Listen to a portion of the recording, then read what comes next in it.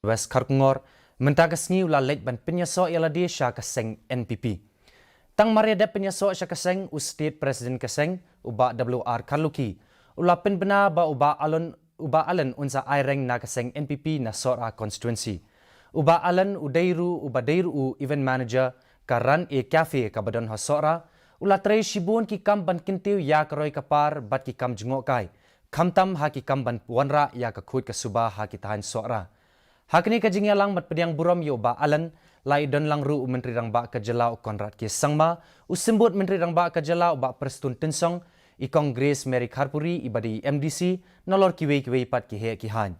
La ban kedawang ni ba alan ulai don bentaru bat ka Seng NCP bala yalam da ukpa jong konrad ki sangma UPA sangma ubadeiru unong Seng ya ka Seng NPP. For the people of his constituency, of his area, and for East KHASI Hills and for Meghalaya State as a whole, that commitment is bearing fruits today and we are seeing result at the grassroots level.